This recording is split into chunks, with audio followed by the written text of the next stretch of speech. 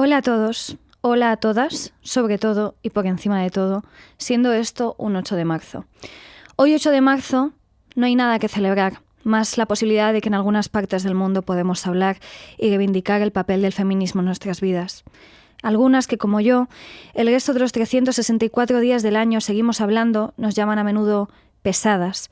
Sí somos las pesadas, las que siempre tienen la puntillita feminista que tanto molesta y escuece. Bravo, chicas. Seremos necesarias todo el tiempo que incomodemos. El 8 de marzo paramos y pretendemos incomodar por todas las mujeres que no pueden hacerlo. Por las atrapadas en matrimonios, relaciones y personas que son jaula. Ojalá poder decirles una a una que hay mucha vida a la vuelta de la esquina del miedo. Por las explotadas sexualmente, por todas las que tienen que escuchar que es voluntad propia tolerar violencia sexual contra sus cuerpos. Por la mierda de daño que hace el concepto de consentimiento, por las explotadas laboralmente, las nuevas esclavas del siglo XXI, porque las trabajadoras del hogar en este país han esperado hasta el año 2021 para que se aprobase el convenio 189 de la OIT, que les diese la dignidad que tantas circunstancias les han privado de tener. Porque son latinas, negras, moras, asiáticas, gitanas, precarias y en muchos casos indocumentadas, por todas las mujeres que están solas, que llegaron a este país solas, que se quedaron solas en el camino, que encontraron fuerzas de donde no pensaban que podrían sacar y hoy sacan a sus familias adelante, con el llanto contenido y limpiando los baños a los que entramos entre vino y vino, costando su hora de trabajo lo mismo que la copa de vino. Por las que hoy calientan con abrigos y mantas las camas de sus hijos que no tienen luz en la Cañada Real, las que pasan frío en los campos de la fresa de Huelva o Almería, recogiendo la fruta que nos comemos, las que naufragan con sus hijos en brazos, porque el kilómetro del hemisferio en el que naces puede cambiar tu vida para siempre. Por Arush y Anisa Abbas, asesinadas en un crimen de honor por negarse a casarse con los hombres que la familia había predestinado para ellas. Por las que se negaron a ser buenas católicas, judías, ortodoxas, musulmanas o budistas, las que querían decidir a quién amar, con quién estar y cómo equivocarse, y se levantaron de la mesa de las imposiciones, la del velo, la de la virginidad, la del pañuelo, la del miedo, la de la ley del tabú y del silencio. Por Alana y Leila, que se quisieron ir muy pronto porque no aguantaron tanta violencia, por las asesinadas, por las que llevan aguantando toda la vida, calladas, y por las que cuya vida acaba de empezar y no les dio tiempo a equivocarse tan siquiera. Por el aliento de las mujeres afganas, por el dolor de las mujeres ucranianas, por la revolución de las mujeres iraníes, por las que ingresarán en la unidad femenina que se cree en los CIES, que son las cárceles de los inmigrantes, por las que en México, Colombia o Uruguay buscan a sus hijas desaparecidas, por las madres que pagan el precio de no volver a ver a sus hijas para que no sufran un crimen de honor, en Palestina, Jordania o Arabia Saudí, por las que ponen su cuello, su cuerpo y su vida para que la vida de las suyas sea mejor, por todas las disidentes que nadan a contracorriente, las que se pasan por encima creyendo que el fin no son ellas mismas, sino el futuro.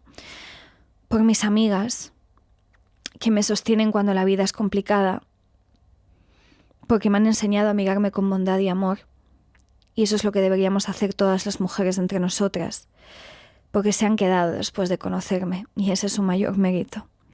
Porque si es de su mano, sé que siempre saldré adelante. Para mi abuela, que jamás posó un velo sobre mis espaldas y llenó de esperanza, sueños y fe mi vida y mis entrañas. Por mi madre, que sostuvo el infierno con su mano y me ha convertido con su amor en el relevo de esta generación perdida. Por mi tía Sana, de la que aprendí a ser tan fuerte como vulnerable soy.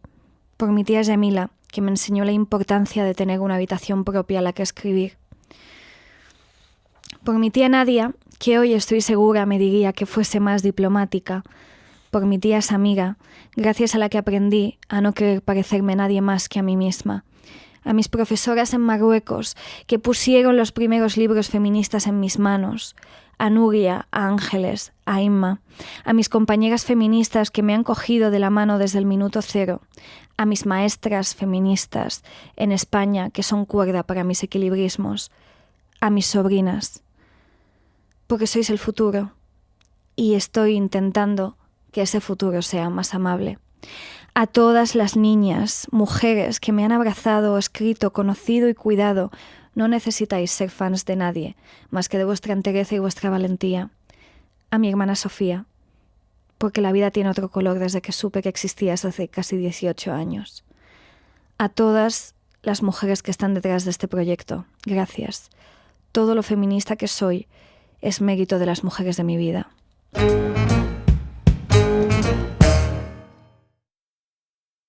Buenos días, soy Nura Maglamarti y esto es Petit Comité. Hoy, en honor al 8 de marzo, estoy aquí con una mujer espectacular a la que admiro muchísimo, que se llama Mariam Esmailpour, que nació en Teherán en 1985 y que lleva viviendo entre los dos países a lo largo de toda su vida, que es profesora en la Universidad de Español para Extranjeros, concretamente en la Universidad Autónoma, y que hoy me acompaña aquí para que podamos hablar probablemente de uno de los temas más importantes que está en la sombra y que no está recibiendo el suficiente reconocimiento, que no es ni más ni menos que la situación de las mujeres y las niñas en Irán.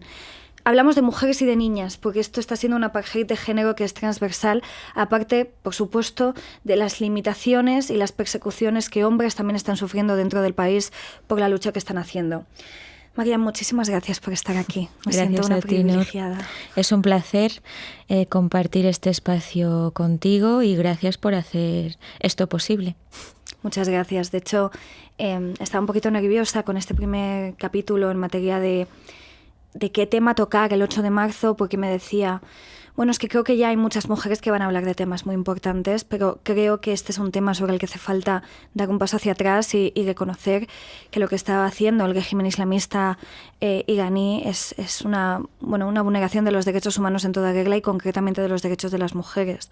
Es más, creo que en algún momento veremos cómo se tilda esto de crímenes de lesa humanidad. Me gustaría preguntarte, para empezar, sobre ti, Mariam, un poco cómo ha sido tu vida entre estos dos países tan distintos. Pues primero comentarte que yo, el hecho de haberme criado entre las dos culturas, los dos países y las dos lenguas, lo considero un regalo de la vida. El poder hablar dos lenguas, considerarme iraní cuando estoy ahí, considerarme española y aquí cuando estoy con españoles y luego considerarme en mi casa persañola, como me llamo yo, que es una mezcla de las dos cosas. Oye, me encanta el concepto. Sí. Porque, a ver, yo digo, tú no me puedes llegar a conocer si solamente dices, eres Mariam y eres del barrio del Pilar. Y cuando voy a Teherán, pues decirme que eres Mariam, como tienes rasgos persas, pues eres iraní. No, te estás dejando una parte muy importante de mí que me ha enriquecido muchísimo durante estos 37 años y ha sido lo que tú has dicho, estar pues a caballo entre los dos países. Yo vine básicamente con mi familia en el 85, siendo una bebé de 4 o 5 meses. Mi padre aquí pues obtuvo una beca para convertirse en profesor de español, hacer grado, doctorado y demás. Entonces nada, yo ahí no pude elegir mucho el lugar donde vivir, pero luego pues me enamoré. He vivido muchos contrastes que me han matado hasta cierto punto. Siempre le decía a mi padre, pero ¿por qué tenemos que estar siempre de un país a otro? Y no podía ser otro país un poco más parecido a Irán. Es lo que le hace bonita esta experiencia y también la hace un poco dura, ¿no? Vivir esos contrastes de aquí, pues cómo eres tratada en Irán, la situación de la mujer y demás. Pero ¿cómo te sí, miran, no? Cómo te miran, cómo eres considerada. Sobre todo porque yo creo que las que nos hemos educado entre mundos tan distintos, al final nuestro proceso identitario no tiene nada que ver con otros procesos identitarios y creo que nos coloca un poco en la cuerda floja de no ser ni muy de allí ni muy de aquí. Totalmente. Y yo es un sentimiento que, por ejemplo, es muy recurrente en mí y creo que es como algo que cuanto antes normalicemos, pues mejor, ¿no? Yo creo que el identitarismo hace mucho daño cuando nos quiere imponer una etiqueta muy concreta, al margen de que luego tú te definas como iraní, yo me defina como mora. Pero porque creo que soltar el lastre de las etiquetas es ridiculizarlas, ¿no? Y por eso me parece como muy entrañable, porque encima, claro, yo tengo Marruecos y Argelia enfrente, por decirlo de alguna manera, ¿no? Y el país en el que se crió mi padre, que fue Francia, también está al lado. Pero es que Irán está lejos de España. Está a 8.000 kilómetros, ni más ni menos. ¡Qué fuerte! 8.000 kilómetros. Y yo, Nur, desde muy pequeña, pues claro, te notan diferente, ¿no? Yo soy una mujer pequeñita, muy morena, tengo rasgos muy de Oriente Medio. Aunque hables muy bien el español, al final el que sabe, sabe, ¿no? Entonces, siempre me ha dado muchísima pena y por eso abrazo cualquier situación en la que se vaya a hablar de alguna manera de Irán. Eso, el desconocimiento, ¿no? ¿Qué es Irán? Una vez le digo a una mujer, pobrecilla, le digo, me dice, ¿de dónde eres exactamente? Digo, exactamente, yo soy de origen iraní. Y me dice, Irán, el Líbano. Y digo, no. Está súper cerca en el fondo, ¿sabes? Sí. O comentarios como, sí, Irán, Dubái y Kuwait. Digo, no, abre el Google Maps, que le tienes que echar un vistazo. Pero es que encima es eso, es como abre el Google Maps, la información está al alcance de todo el mundo y se sigue haciendo como este tipo de generalizaciones.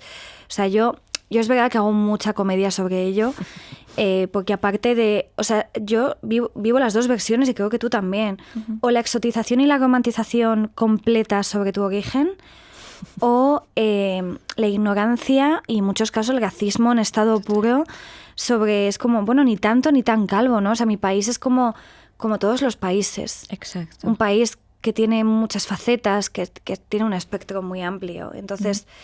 Bueno, esa simplificación yo creo que también hace daño a nivel identitario. Muchísimo. Yo creo que hace 10 años yo no echaba tanto la culpa a la gente como tal. Ahora sí, porque tienes el móvil, tienes todo ahí, si quieres lo buscas y te culturizas, ¿no? Pero creo que también los medios de comunicación han hecho muchísimo daño, lo seguirán haciendo siempre. Antes, cuando se hablaba de Irán, era siempre la película de jamás sin mi hija o no sin mi hija. No sin mi hija. Por favor, si esa es tu referencia sobre lo que es Irán, pues mal. Yo te recomiendo, pues esto lo digo de cara a los oyentes, porque me encanta que me pregunten y me digan, oye, ¿qué puedo leer para enterarme un poquito tanto de la situación de la mujer como lo que es Irán? Y bueno, pues hay muchísimo ahí. Hay desinformación, hay cosas que son totalmente fake y luego hay la información de calidad, ¿no? A mí antes me ofendía cuando la gente siempre decía, sí, yo sé mucho de Irán, he leído Persépolis, que está muy bien, ¿sabes? Pero más allá de Persépolis, que a mí me encanta, además Marianne Satrapi, leo todo lo que hace y veo todo lo que... Pero eso no quita que un país no se pueda simplificar a solo un libro. Es como la gente que te dice, yo tengo un amigo marroquí en mi barrio, o el señor de la carnicería de mi barrio es argelino. O como cuscús. O me encanta el cuscús. O, mejor aún, he estado en Marrakech 2 días, un fin de semana. Y entonces ya a mí me dicen eso y digo, vale, perfecto, lo has entendido todo. Todo, has entendido como todas estas cosas. Bueno, las dos provenimos de países que están castrando la libertad de las mujeres. De maneras distintas, por supuesto, no vamos a comparar situaciones y regímenes tan distintos porque no tienen nada que ver una monarquía supuestamente parlamentaria con bueno, pues lo que es una autocracia religiosa, como es en el caso de Irán. Por hablar de lo que acaba de pasar, está habiendo un apartheid de género. Se está vulnerando los derechos de las niñas y de las mujeres, y yo creo que encima se está haciendo de una manera confrontativa y cuanto menos vil y cruel. Totalmente. Cuéntanos un poco lo que ha pasado. Bueno, lo hemos comentado un poco antes con respecto a las niñas en los institutos. Sí. Esto es un ataque frontal a los derechos de las niñas y de las adolescentes. Ya ni siquiera estamos hablando de confrontar adultas. Hablamos de menores. Hablamos de menores, hablamos de adolescentes que han sido, digamos, las pioneras, las mártires, las que más han simbolizado esta revolución.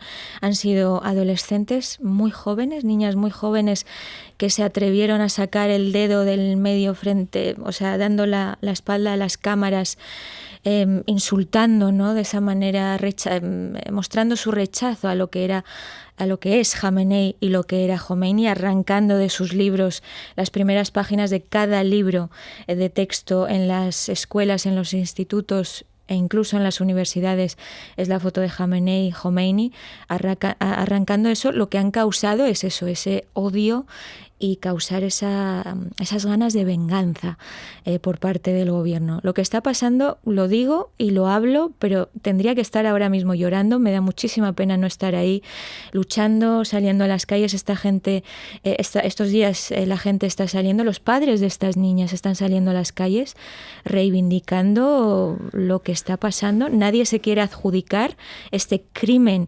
contra la humanidad y contra la mujer en concreto, y las mujeres jóvenes que son el futuro de ese país. Date cuenta de que el 60% de los pupitres universitarios lo ocupan las mujeres. Pero yo creo que en ningún momento los ayatolás se imaginaban, claro, porque luego hay los filtros, ¿no? Yo te dejo estudiar, además tienes que estudiar, porque a mí me gustan las mujeres que han estudiado algo y que no son tontitas, pero luego ya para ser dirigente no, ahí te quedas y cuando tengas hijos te tienes que quedar en casa, cuidar los hijos. O sea, tenían esa mano dura para después, ¿no? Yo hago un grado y después ¿qué pasa? Pues nada, pues cuando me case me quedaré tan pancha en mi casa haciendo las tareas del hogar, pero no. Hemos visto cómo en el 2022 y ahora en el 2023 las mujeres han sido las que han tomado las calles, las que están haciendo realmente esta revolución, han estado en primera fila. Obviamente nos han acompañado los hombres, pero yo creo que en ningún momento se esperaban esto. Lo que está pasando ahora mismo, estamos hablando de envenenamiento, decimos están intoxicadas, las niñas muestran síntomas pues como la tos persistente, náuseas, vómitos. Ha habido hospitales llenos, o sea, lo que te digo es muy apocalíptico. O sea, he visto imágenes de hospitales llenos de niñas, básicamente. O sea, como estos ataques zombies. Y es lo que está pasando. Yo digo, ¿cómo que intoxicar? ¿Quién sabe que alguien venga aquí, algún médico autorizado, y me diga que esas sustancias químicas que están utilizando no van a repercutir en la salud como pasó en la guerra de Irán e Irak cuando se usaban esas armas químicas? Yo necesito que alguien me lo diga porque yo tengo familia en Irán. Mis seres más cercanos hay adolescentes que van al colegio. Estos días no van porque están protestando, pero yo quiero que yo como mujer quiero que esas niñas estudien. ¿Y quién es el gobierno para no dejarlas entrar e impedirles ir a los colegios? Estoy muy preocupada, Nur. Es un gobierno que tiene una comunidad internacional que mira hacia otro lado. Totalmente. Esa es la realidad. Totalmente. O sea, es un gobierno que siente que puede hacer cualquier cosa porque sus ciudadanos son propiedad suya y porque nadie está pidiendo responsabilidades a Irán por lo que está haciendo. Bueno, la máxima declaración ha sido Macron diciendo, bueno, miren, es que estamos un poquito disgustaditos por cómo están tratando a las mujeres, ¿no? Después de asesinar a un par de ellas y a un par de ellos también. Es un apartheid de género. Los apartheids de géneros también empiezan por generar miedo a las mujeres a acudir a la esfera pública, a la vía pública, no solo a las calles, no solo es salir a manifestarse, no solo es salir a la calle, es como es ir a la escuela. Es que al final tocar la escuela y tocar la educación es clave para herir la moral, ¿no? Es como, obviamente están tocando lo que más les asusta, que es que hay mujeres y niñas preparadas y adolescentes que están siendo muy conscientes de lo que está pasando a su alrededor, ¿no? Y fíjate que creo que por un lado ellos ya sabían que eso se les podía volver en contra, pero que por otro lado tanta misoginia y tanto machismo hace que se subestime el poder de las mujeres, ¿no? Claro. Y creo que en este caso Irán es un pueblo en el que no solo la tradición educativa es muy larga, no tiene nada que ver con Afganistán, ni tiene nada que ver con Marruecos. O sea, hablamos de generaciones y generaciones de mujeres que han estudiado. No hablamos, por supuesto, hay zonas menos desarrolladas como en cualquier otro país, pero estamos hablando de una población muy consciente de la necesidad educativa. Y también esto tiene que ver con la herencia simbólica de otras mujeres que han luchado en otros momentos del tiempo, ¿no? En la primera revolución, por ejemplo, a finales de los 70, principios de los 80. De hecho, en el libro de La prisionera de Teherán lo vemos claramente. Qué buen libro ese. Qué buen libro, ¿eh? Uf, a mí ese libro me cambió muchísimo la cabeza, sobre todo porque yo venía de leer feminismo islámico. Entonces yo leía como, bueno, pues un poco el Occidente fatal, todo, sí, todo mal, sí, yo también aplaudo que Occidente todo mal, pero no, llegó un momento que dije, uf, ¿sabes? Pero es que esto es más grave y estamos hablando de una apartheid de género que tiene que ver con violar a mujeres en cárceles, que tiene que ver con obligar a la conversión de mujeres cristianas en las cárceles, porque también que todo el mundo se piensa que en el mundo árabe o en Asia buena parte de los países son musulmanes al 100%, lo que no es ni real. O sea, partiendo, por ejemplo, del hecho de que en Irán el chiísmo es mayoritario, mientras que en Arabia Saudí el salafismo y el sunismo es mayoritario, ¿no? Que son variantes muy distintas del Islam, y creo que la gente debería intentar como esforzarse en entenderlo. O sea, si sabemos que en Grecia y en Ucrania la práctica del cristianismo no es la misma, porque existen católicos, protestantes y ortodoxos, pues un poco pasa igual, ¿no? O sea, la diversidad religiosa existe también dentro de nuestros países. Y en el libro, por ejemplo, de La prisionera de Teherán, de Marina Nemat, que es maravillosa, es una de las cosas que sale a flote, ¿no? Que ella es una mujer cristiana iraní y de repente pues se ve en una cárcel, también muy jovencita, ¿no? Yo recuerdo que tenía como 16 años. Sí, era una adolescente básicamente. Me parece muy bien que hayas sacado el tema de este libro, porque también marcó un antes y un después en mi vida personal. Yo obviamente tengo en mi casa muchos libros y los he leído, ¿eh? No solamente son para decorar. Porque cada vez hay más gente que compra libros para decorar.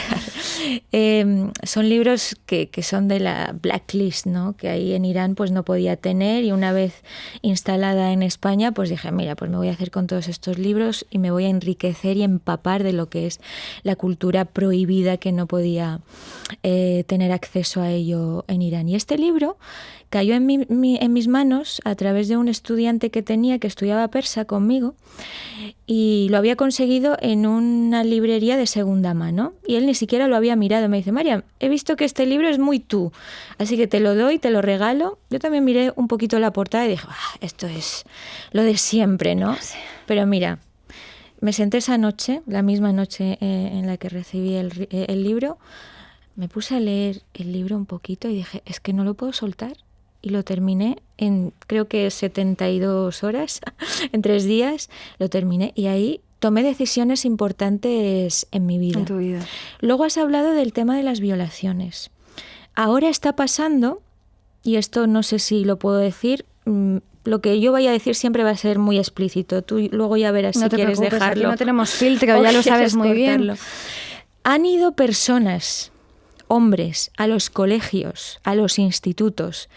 Han proyectado películas para adultos con 2 propósitos. Primero, decir, las que salís a la calle sois este tipo de personas, o sea, sois mujeres que os ofrecéis. Sí, agárrate a la silla porque esto es duro. Y segundo, con el propósito de sois decir, unas putas, vaya. Exactamente. Vale, perfecto. Que sois eso. Y segundo, el segundo propósito es, si vais a la calle y no sois así, esto es lo que os va a pasar, o sea, os vamos a violar. Y esto es lo que pasa en las cárceles, aunque ningún dirigente del gobierno lo quiera reconocer, pero está reflejado en historias, anécdotas y libros. Incluso activistas que ahora mismo están dentro de las cárceles lo reconocen. Y claro, hace 4 días en las Naciones Unidas sale este representante de Irán y dice, no tengo conocimiento de que haya violaciones en Irán. Pues yo te digo, las hay, las ha habido siempre, y lo triste y lo feo es que se basen en el Corán para hacerlo. Se basen en una sura del Corán, Nesa, si no me equivoco, y dicen, es que una mujer que se ha opuesto a lo que es la religión, a lo que es el gobierno islámico, no puede ir al cielo, no puede ir al paraíso, porque las vírgenes van al paraíso según ellos, ¿no? Y también esperan 72, o sea, en grupos de 72 en 72, a que estos hombres mártires de lo que sea asciendan y se rodeen de ellas. Exactamente. Sí. Claro. Sí, es el mito de la violencia sexual. O sea, para mí es el máximo mito de la violencia sexual. Totalmente. Y el ideario imaginativo de hombres abusando de mujeres vírgenes, que en su mayor parte suelen ser mujeres menores de edad. Exactamente. Esto es muy grave porque yo pienso que primero que nos llega la cuarta parte de la información necesaria. Y por otro lado, yo escribí un ensayo hace medianamente poco tratando un poco el tema de lo que estaba pasando en Ucrania, ¿no? Porque al parecer cada vez que hay un conflicto bélico, una crisis humanitaria, lo hemos visto con la crisis siria en los pasos fronterizos, lo vemos en las rutas migratorias que vienen desde el sur de África hacia Europa, cada vez que hay un mínimo desbarajuste del orden político, económico, social, o que una mujer sale de una frontera a ese nivel, la violación no es un arma. O sea, yo creo que es un medio para recordarnos que nosotras no tenemos poder sobre nuestras vidas. Y creo que esto es grave en la manera en la que dice mucho de la banalidad del mal de los hombres sobre las mujeres. Esto es una cosa de la que habla mucho, si me acuerdo lo digo, una filósofa muy conocida que escribió Eichmann en Jerusalén, Hannah Arendt. Hannah Arendt. Vale, estaba haciendo yo ahí la Hannah Arendt, que es maravillosa. Y Hannah Arendt, después de hecho de lo que ocurrió en el Holocausto, cuenta mucho, pues eso, la banalidad del mal. Y yo lo relaciono mucho con lo que ocurre con las violaciones a las mujeres, ¿no? O sea, creo que está normalizado a un nivel en el que se siente también que se rompe un pueblo violando a sus mujeres, porque el honor de ese pueblo recae entre las piernas de las mujeres, ¿no? Que es el mito de la virginidad, que como dispositivo de control, que es el velo también, que es lo que simboliza, ¿no? La pulcritud antes y después de la primera menstruación, por lo tanto de la posibilidad de tener relaciones sexuales y por lo tanto la posibilidad de ser madre, ¿no? Y es el mito de madre o puta. O sea, es que volvemos a lo mismo. Es que las religiones tampoco, o sea, tampoco son tan diferentes. O sea, me refiero, algunas son más políticas, como es en el caso del Islam, que a mucha gente se le olvida que es un código penal y civil, aparte de un texto religioso. O sea, el Islam regula a todos los niveles a partir de sus textos y de toda su jurisprudencia, que muchas veces desde las propias fuentes, como fue, por ejemplo, Aisha, la esposa del profeta, ella negaba muchas de las cosas que luego salieron en los hadices diciendo, pero por favor, o sea, esto está contradiciendo al profeta, ¿no? O sea, pero hacedme caso, ¿no? Pero ¿por qué vamos a hacer caso a una mujer, ¿no? Entonces, todo este borrado de las mujeres, ¿no? Mujeres como muftíes, mujeres como imanes, la falta de posibilidad de exégesis del Islam, que es a lo que nos lleva ahora mismo a que haya hombres que sigan sosteniendo y usando los textos sagrados para violentar a las mujeres de todas las maneras. Y sinceramente creo que nos da igual que sea verdad o mentira. Lo que queremos es que eso desaparezca de la esfera política para que podamos vivir con libertad. O sea, no queremos entrar en debates de esto sí o esto no, o esto porque... No, o sea, todo lo que incumple y lo que no está en la misma línea de los derechos de las mujeres y de los derechos humanos, porque somos humanos, por si alguien no lo sabe, por si alguien no lo recuerda, tiene que ser erradicado de la esfera política. Y creo que Irán ahora mismo es la máxima representación de lo que ocurre cuando eso no es así. Exactamente, lo que está pasando en Irán. Fíjate, cuando llegó al poder... O sea, cuando fue elegido lo pongo entre comillas, el último presidente, que es conservador o ultraconservador, teniendo luego a los talibán al lado, yo ya me esperaba ese cóctel y pasó. O sea, piensa mal y aceptarás y pasó lo que pasó. Ahora creo que hay una como competición entre el gobierno iraní y los talibán, porque yo no veo ninguna diferencia entre que los talibán hayan sacado una ley de no se sabe dónde, de la manga, para decir las mujeres ya no pueden ir a la universidad, que lo que está pasando en Irán, que sabemos que, como has mencionado, es el representante por excelencia del Islam político, que empiecen a usar armas químicas, porque no tiene otro nombre, armas químicas, esté utilizando el terrorismo biológico, para decir, te vas a sentar en tu casa, es mejor que te sientes en tu casa, porque ¿para qué vas a estudiar? Para luego sacar el dedo del medio frente al máximo líder, el líder supremo de tu país, pues mira, mejor no. De hecho, lo que hacían los talibanes hasta su entrada en el poder el pasado agosto de 2021, creo que acierto con la cifra, pero se me dan fatal los años.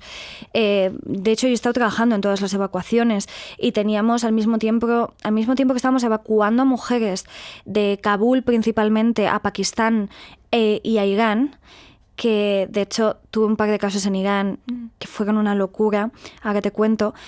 Cuando estábamos evacuando a esas mujeres desde Irán y desde Pakistán, estaban bombardeando escuelas de niñas. Lo que pasa es que ya no salía, porque en la entrada, o sea, al final hay algo también de las acciones de los hombres que ocupan todo el espacio del dolor de las mujeres, y yo lo vivo así porque es que era como, pero ¿cómo puede ser que no esté saliendo que acaban de bombardear un cole, que han matado a 35 niñas, que, ¿no? Todo lo que esto supone?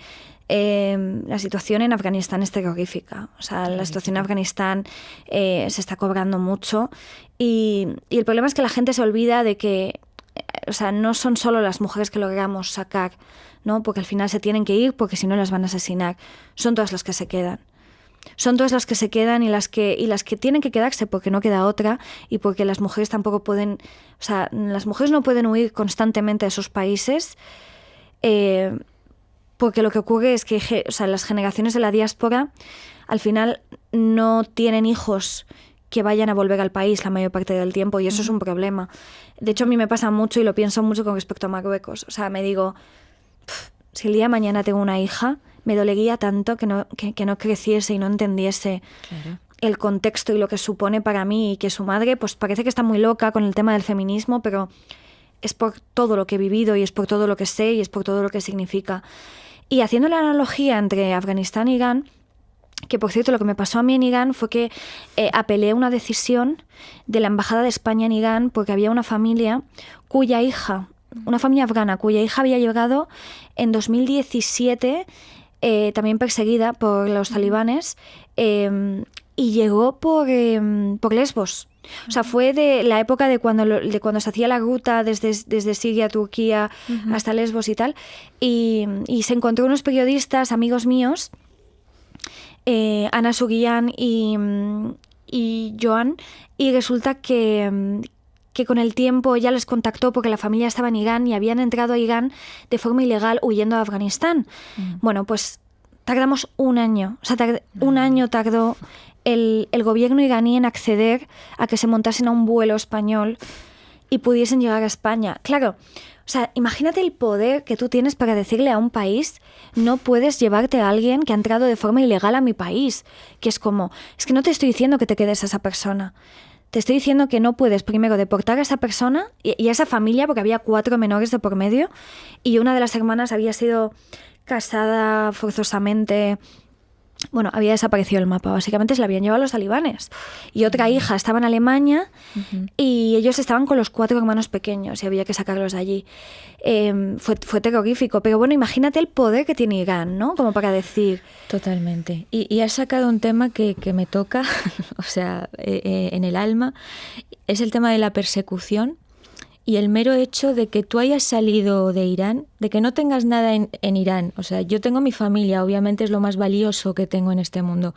Pero mi trabajo, mi pareja, mi vida social, todo está aquí, ¿vale?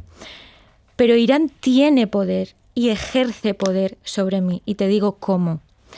Primero, y antes del tema de Mahsa Amini, todo el tema de la revolución de la mujer y demás... Tiene poder sobre mí porque cuando yo entro en Irán, como iraní, yo ya soy iraní.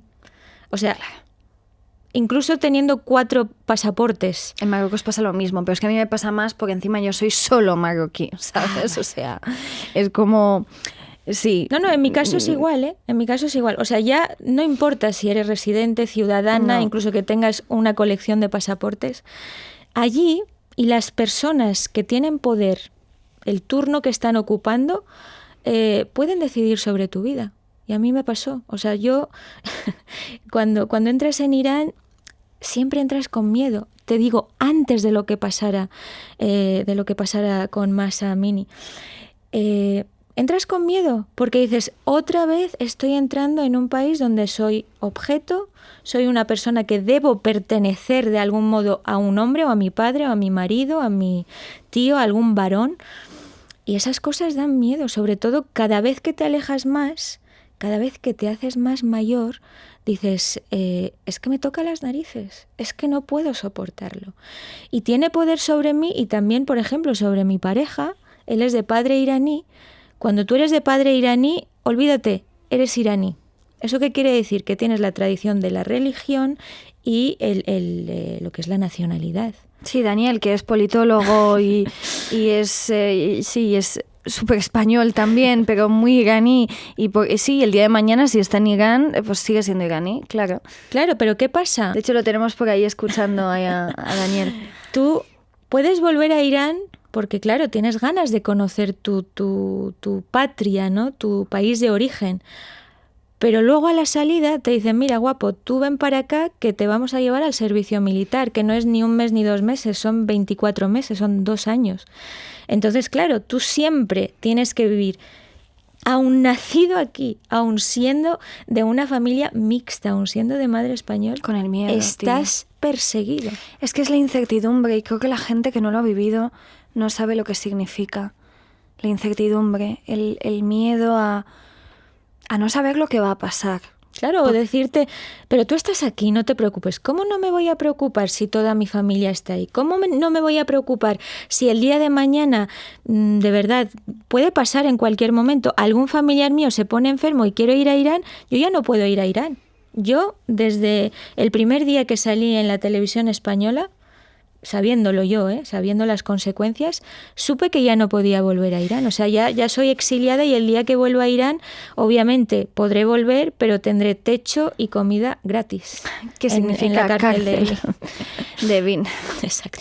Sí, y esto me parece un poco enfermizo en materia de como reconocer el exilio, porque a veces el exilio lo vemos como que tú tienes que huir de una bomba o tienes que huir de un país que se cae a trozos, pero no es verdad. El exilio es emocional, el exilio es psicológico, el exilio es saber que no creces cerca de tu familia, que hay cosas que te estás perdiendo y que te vas a perder, que vives en una dualidad constante, que nunca eres del todo de ningún lado y que eso significa mucho en todos los sentidos. Y también yo pienso mucho en las siguientes generaciones. Mira, y teniendo ahora tan cerca el 8M, y esto se emite el 8M, pienso mucho en eso, en qué estamos haciendo, ¿no?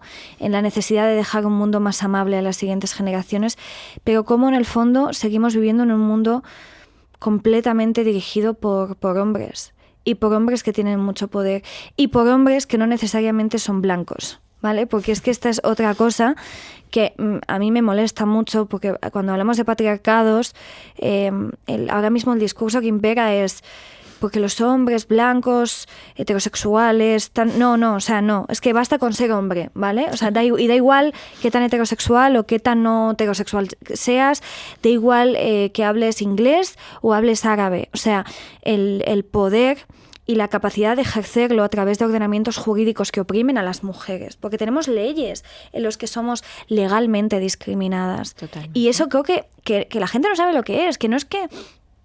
O sea, no quiero simplificar el debate en España, ¿no? Ni en Europa, pero de verdad que yo, por ejemplo, en Marruecos no soy tutora legal de mis hijos si el día de mañana los tengo. Uh-huh. Y si el día de mañana decido tener un hijo y divorciarme, la custodia de mi hijo no recae igual para mí que para mi marido. Y tengo muchas más probabilidades de perderla, uh-huh, ¿no? O sea, imagínate si encima esa ecuación le sumas, encima esa ecuación de desequilibrio y desajuste jurídico y discriminatorio le sumas una situación de poder o de privilegio o... ¿no? En la que, bueno, pues estás con un hombre que a lo mejor tiene las posibilidades de complicarte la vida porque la ley, el sistema y la sociedad se lo permite. Y lo protege, efectivamente. Y tú eres la antagonista, todo el gato, ¿no? Entonces, bueno, ¿tú cómo has vivido eso a ese nivel?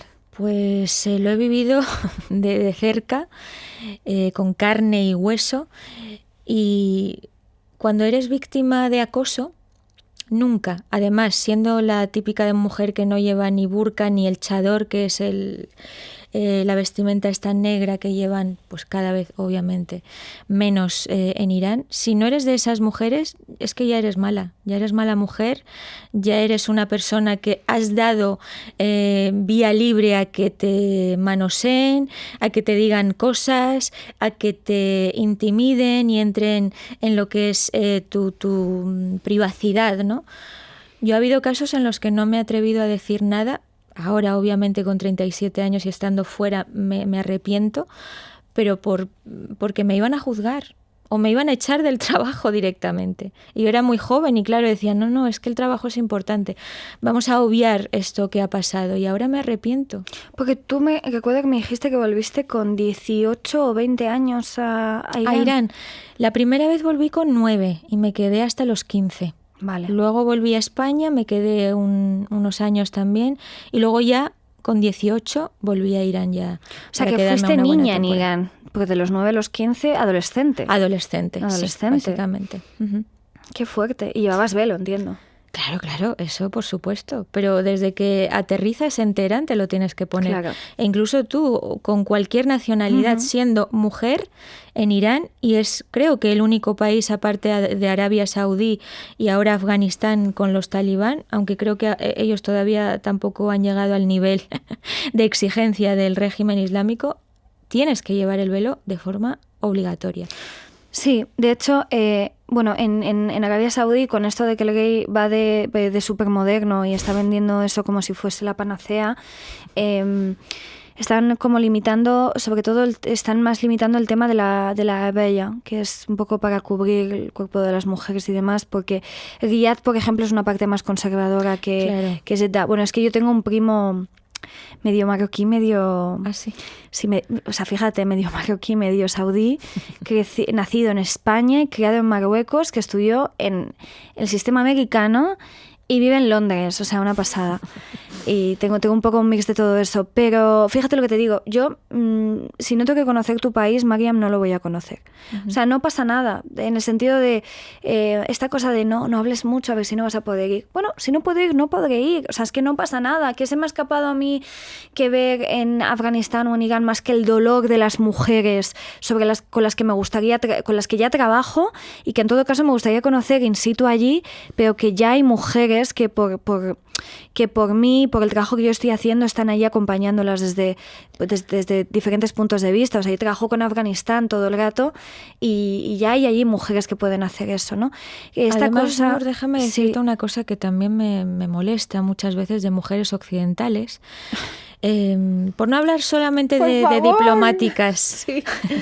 Que se ponen el velo. Las mujeres occidentales se ponen el velo y no se queda ahí. Romantizan lo que es el uso del velo, haciéndose esas poses maravillosas en su Instagram, diciendo, mira qué bien me queda y me tapa esto y las imperfecciones. Señora, está haciendo daño a las mujeres. Apología de la opresión. Exacto. Es que es así. Hay que empezar a llamarlo así y de verdad. ¿Cómo se llama? Tía, ¿tú has visto? Es que yo recuerdo que esto lo vi hace como un año. Era una foto de una mujer rubia que era bastante influencer, por lo que yo recuerdo ahora mismo. Claro, pues una rubia con su velito blanco, ¿sabes? Claro, vestida, occidentalizadísima, pero lo peor de todo esto no era eso, era que estaba rodeada como de 15 mujeres que llevaban el burka. Y luego había otra... Y eso también les parece bonito. No, les parece increíble, ¿sabes? Y les encanta luego hacer post en plan de... Es que la tolerancia es tan bonita y tan especial. Y ellas deciden tan bien, sí, deciden genial sobre su opresión, ¿sabes? O sea, tienen una capacidad de decisión...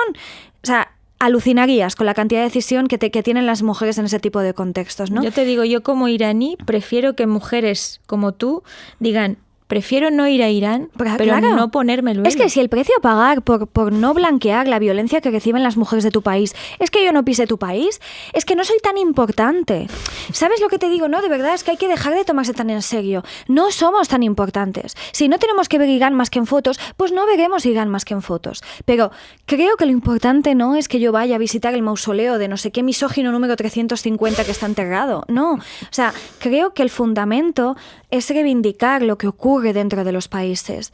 Y con Afganistán igual, y me da mucha pena, porque al final estoy, por ejemplo, muy conectada con Afganistán y lo pienso muchas veces y digo, pues qué rabia no poder ir, o qué rabia pensar que en Arabia Saudí tampoco voy a poder sentarme con mujeres que están ahí dentro y que al final también, aunque por supuesto trabajo con casos de ellas, de mujeres en Egipto, en Arabia Saudí, en tal, al final yo estoy muy conectada a la diáspora, ¿no?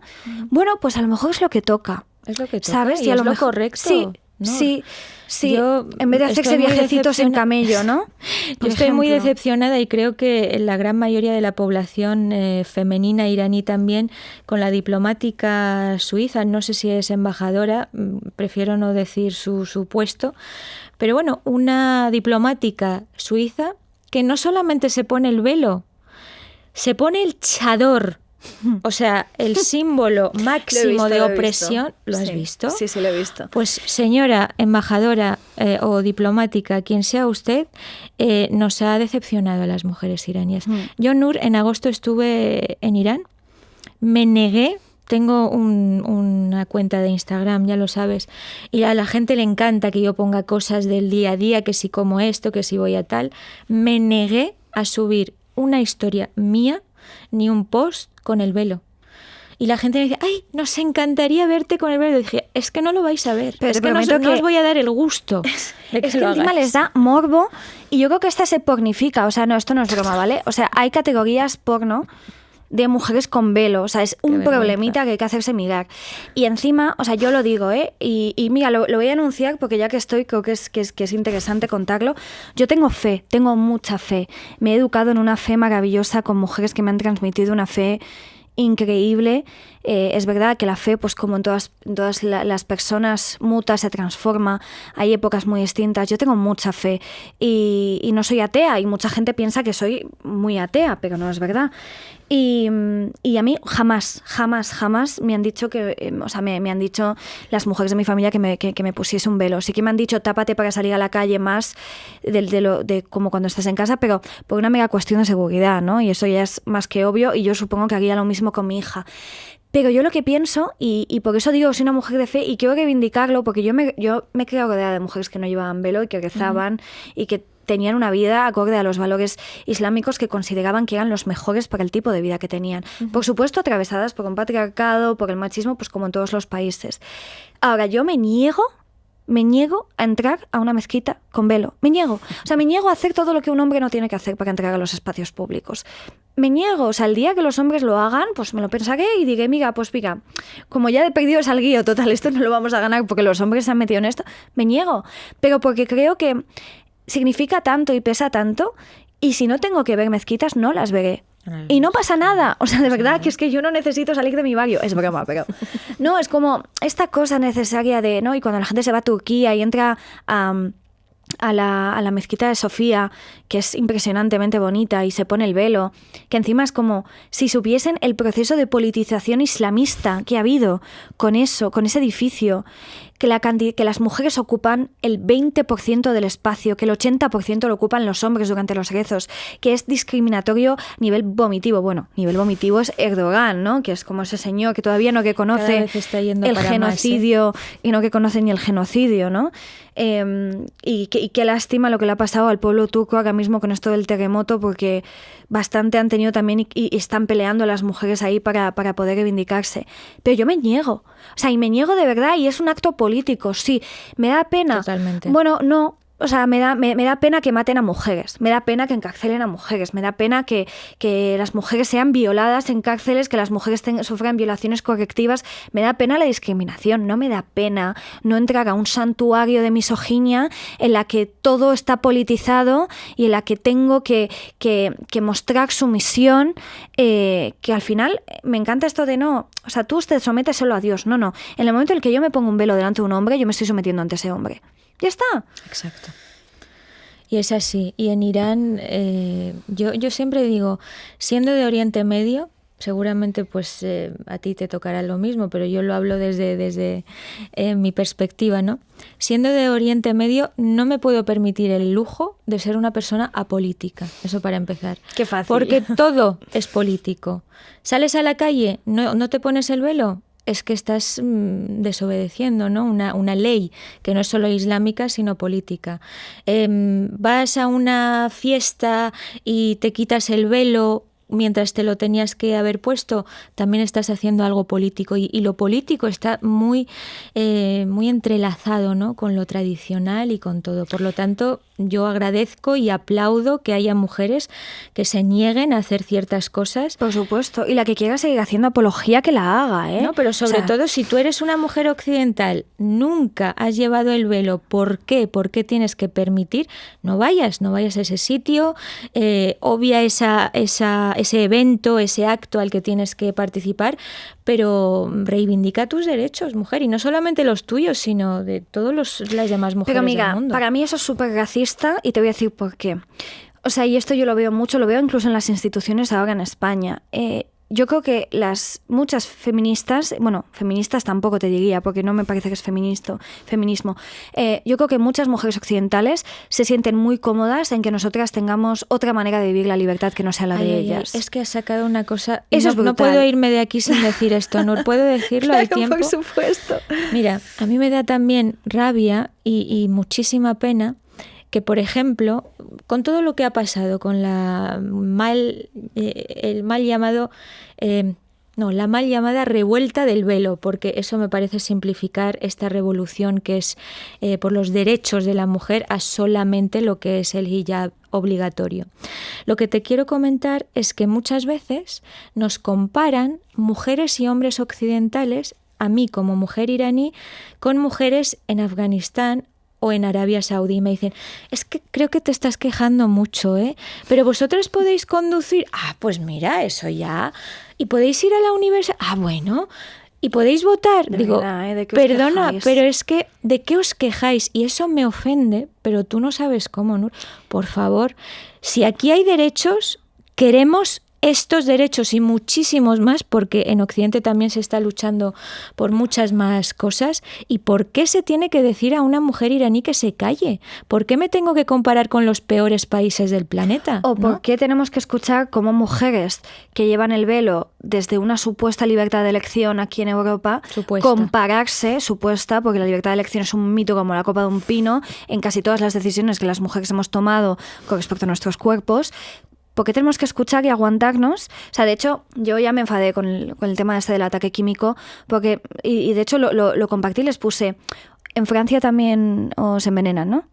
Por llevar velo. No, de verdad. Vamos a ser prácticos, ¿no? Es que es como, vamos a relativizar, no, porque es lo mismo lo que pasa en Francia, pero al revés, es lo mismo que lo que pasa en Estados Unidos, No es lo mismo. No es lo mismo. Y no saber que no es lo mismo es no tener ni idea de lo que significa vivir en una teocracia religiosa. Que no pasa nada porque no tengas ni idea.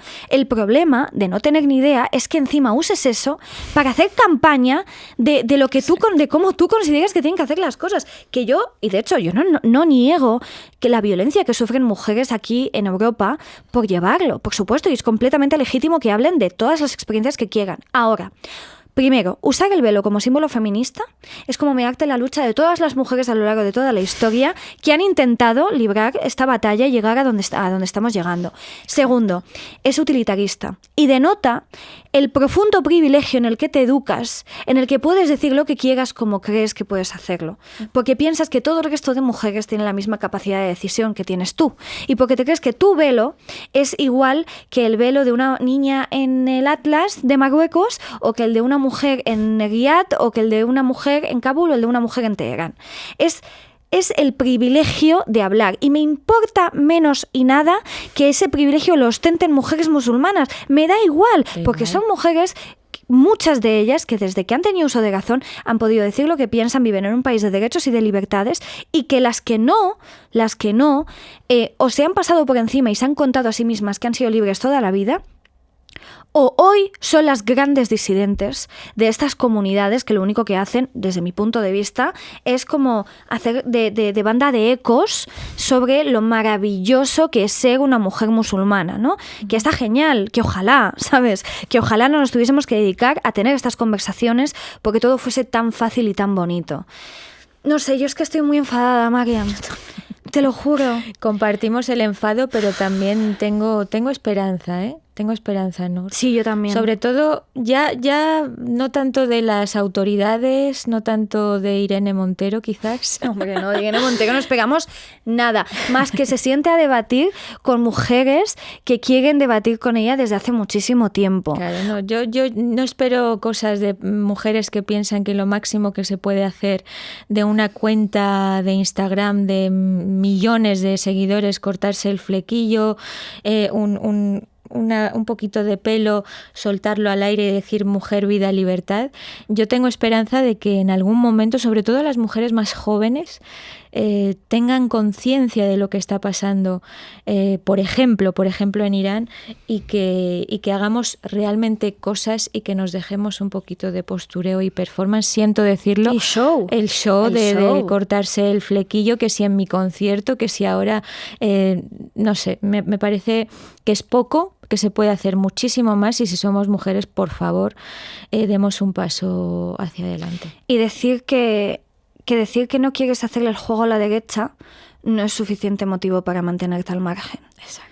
Porque a raíz de hacer eso y de tanto hacerlo, lo que han conseguido es que el discurso de la libertad de las mujeres hoy en día está en un limbo que no pertenece a nadie, y en todo caso el uso que está haciendo la derecha de él es porque muchas mujeres y muchos hombres de la izquierda lo han abandonado a su suerte. Totalmente. Y ese, para mí, es el racismo más grave.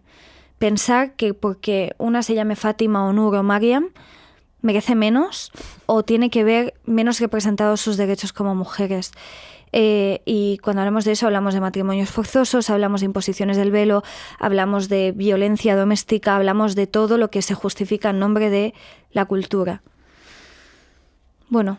No todo vale, ¿no? Para hablar de cultura. No todo vale, y tenemos que darnos cuenta de que estamos hablando de ni más ni menos de la revolución, de la primera revolución de la mujer. Si os da cosa decir feminista, tampoco me importa, de la primera revolución de la historia de la humanidad presidida por las mujeres.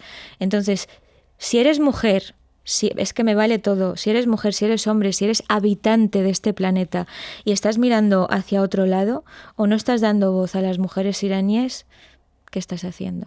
No sí, entiendo. Si no te implica lo suficiente, y si como mujeres musulmanas no se sienten tan implicadas tantas mujeres, que a mí es una de las cosas que más me preocupa ahora mismo, de verdad hay que hacérselo mirar. Hay que hacérselo mirar. O sea, algo no funciona cuando pasa lo mínimo en Europa y todas las mujeres musulmanas en Europa están enfadadísimas, y todas las mujeres también de otros países, porque luego en Marruecos, me parece increíble, pasa algo en un pueblo de no sé dónde y hay solidaridad en el último pueblo de Marruecos, y pasa en Irán y es como, bueno, pues nos importa un poquito menos, ¿no? Porque como esto va de quitarse el velo y no de ponérselo, y es como, claro, ahí está la educación islamista. Y es intrínseca a dictadores laicos, a islamistas autodenominados como tal. No tiene, o sea, está presente en todo. Y lo digan, es muy grave.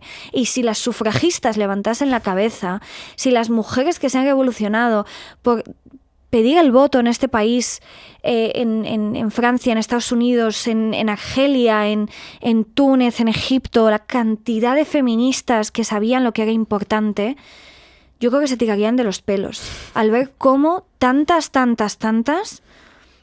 se han convencido de una historia que no es real. Para nada. Y porque ya que lo hagan ellos nos da un poco igual, porque nos importa muy poco lo que piensen, sinceramente. Lo que nos importa es qué está ocurriendo para que esa ideología también, ocupe ese espacio entre las mujeres. María, muchas gracias. Gracias a ti, Nur. Me siento una privilegiada y una afortunada de tenerte. Ay, por favor, yo también. Muchas gracias a Dani por habernos presentado. Es muy bonito, porque gracias, encima, mira, chicos, podéis aprender algo. Yo le pregunté a Dani que me gustaría hablar, yo le dije a Dani que me quería hablar del 8M. Uh-huh. Y entonces Dani, en vez de proponerse, porque muchos hombres se proponen a hablar de temas, porque solo tienen que ver con su país. Y entonces él dice, puedo hablar por las mujeres, por los niños, por los fantasmas de mi país, por todo el mundo. Todo. Y él me dijo, pues mira, creo que mi pareja es ideal para esto. Entonces, toda mi admiración a esta pareja tan bonita. Gracias. Y que muchas gracias, que es un privilegio tenerte aquí, que es un privilegio que hayas aparecido en mi vida y que tenemos mucho que luchar. Y que para ahora mí mismo, Nur, estoy muy contenta de haber estado aquí en un espacio en el que me he sentido en mi casa. Pareces como una hermana, no en el contexto islámico, sino una hermana con la que sí, se por puede... favor, no en el contexto islámico. No en el contexto religioso, pero una hermana, porque como más o menos, pues somos jóvenes, ¿no? Yo quiero considerarme joven como joven. tú, con 37 años, y que podemos hablar de las mismas cosas, no nos juzgamos, nos entendemos. Ha sido un gran privilegio también para mí estar aquí contigo. Muchas gracias. Nos quedan muchas cosas más juntas. Por supuesto.